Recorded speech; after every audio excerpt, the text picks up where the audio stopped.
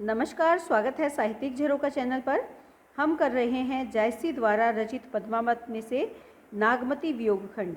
नागमती के पति राजा रतन सेन नागमती का त्याग करके सिंहल द्वीप चले गए हैं। ऐसे में नागमती के द्वारा 12 मासा चित्रण किया गया है। तो आइए आज का वर्णन देखते हैं।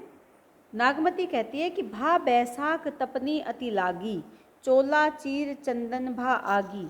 कि अब कौन सा महीना आ गया है?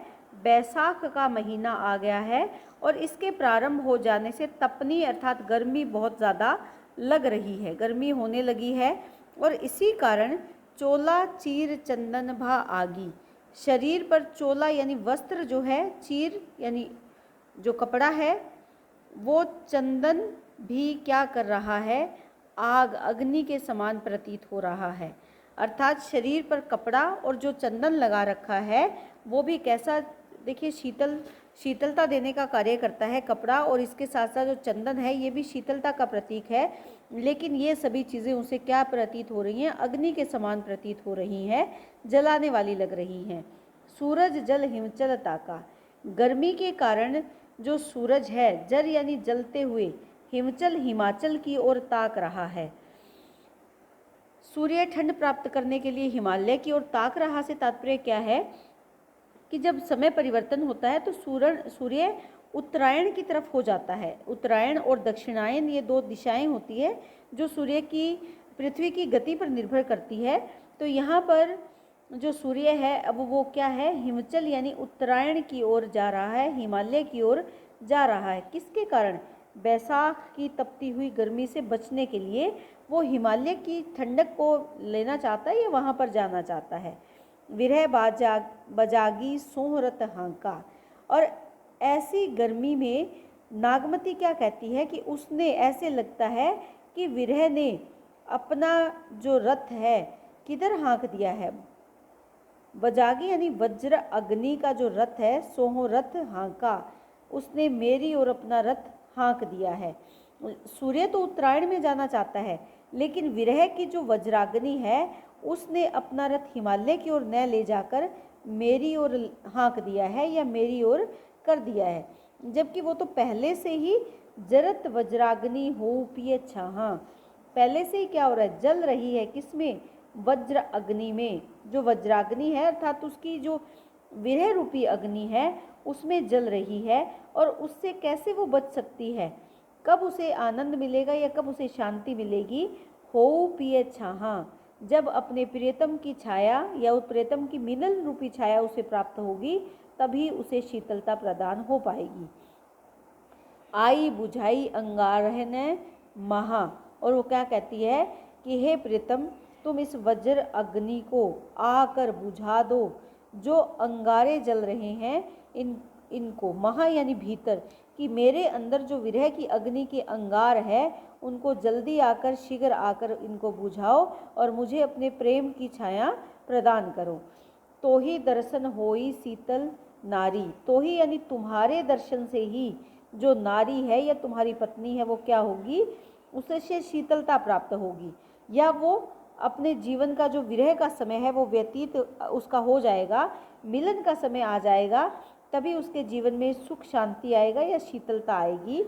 आई अग्नि सो करूँ फुलवारी, इस जीवन में जो आग जल रही है इस अग्नि का निदान करके इस अग्नि से तुम क्या कर दो? कर दो फुलवारी, फूलों की वाड़ी। अर्थात जो चारों ओर अग्नि लगी हुई है उसको तुम फूलों की फुलवारी में, फूलों की वाड़ी यानी जहाँ बहुत सारे फूल खिले होते हैं उसमें परिवर्तित कर दो। अर्थात फूलों रूपी जो खुशियाँ हैं वो ले आओ और विरह की अग्नि को तुम समाप्त कर दो। और ऐसा कब हो सकता है? जब तुम वापस लौटकर मेरे जीवन में फिर से आ जाओगे। लागियूं जरे जरे जस भारू, लागियूं ऐसे लगता है कि मैं इस प्रकार से जर रही हूँ जैसे कि भून जाऊंगी। भारू यानी भून जाऊंगी, कि इतनी तुम्हारे चले जाने से मैं उसी प्रकार जल रही हूँ जैसे भाड़ जलता है। भाड़ क्या होता है? भाड़ जो सूखी टहनियों से एक चारदीवारी बना ली जाती है, उसमें अगर अग्नि लग जाए तो वो 1 मिनट में जलकर राख हो जाती है। कि मैं भी उसी बाढ़ के समान या भाड़ के समान जल रही हूँ।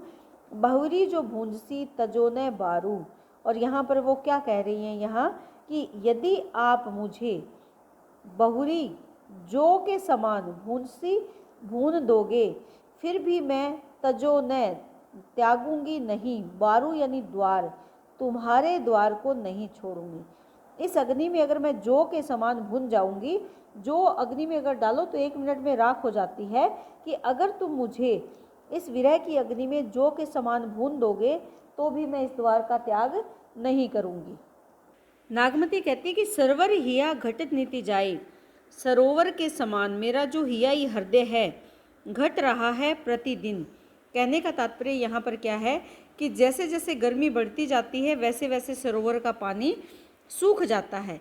बिल्कुल उसी प्रकार मानव जीवन में भी यही घटनाक्रम चलता है। जैसे जैसे आयु बढ़ती जाती है वैसे वैसे शरीर की सुंदरता सरसता समाप्त होती चली जाती है। टूक टूक होई बिहराई, टूक टूक यानी टुकड़े टुकड़े होकर। जैसे सरोवर की मिट्टी जब पानी सूख जाता है तो वो टुकड़े टुकड़े होकर बिखर जाती है, उसी प्रकार मेरा हृदय भी टूक टूक होकर बिखर रहा है। बिहरत हिया करहूँ पिया टेका, दिष्टि दवंगरा मेरवहूँ एका।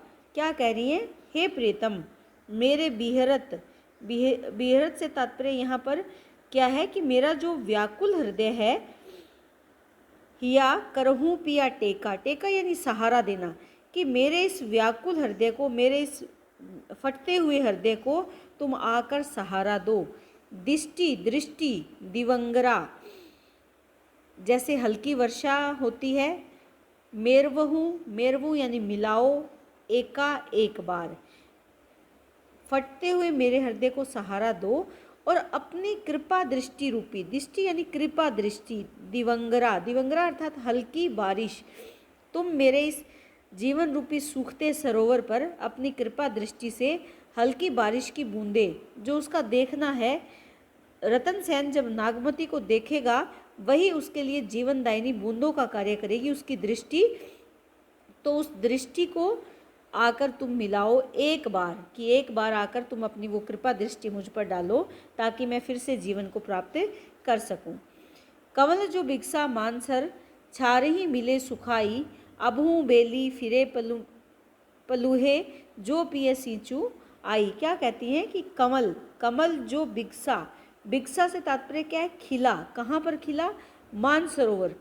कमल कौन है? नागमती है। मानसरोवर क्या है? चित्तौड़ है। और वहाँ पर नागमती रूपी कमल कौन से मानसरोवर में? चित्तौड़ रूपी मानसरोवर में खिला है।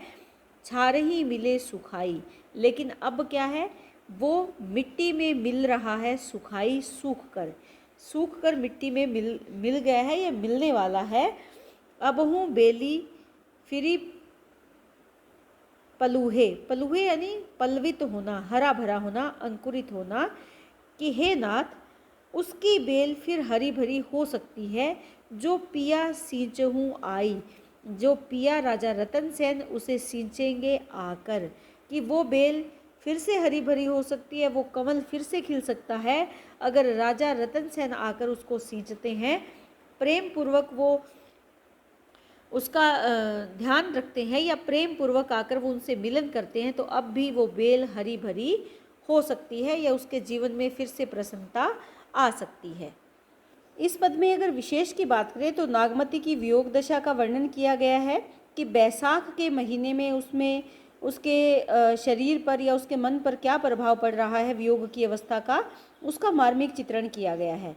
अलंकारों में अगर देखें तो जैसे दिष्टि दवंगरा, विरह बजागी, सरवर हिया, यहाँ पर अगर हम देखें तो कौन सा अलंकार है? रूपक अलंकार है। इसके साथ साथ जैसे विरह बजागी में अगर हम देखें तो अनुप्रास अलंकार भी है। दिष्टि दवंगरा, यहाँ पर भी अनुप्रास अलंकार बन रहा है।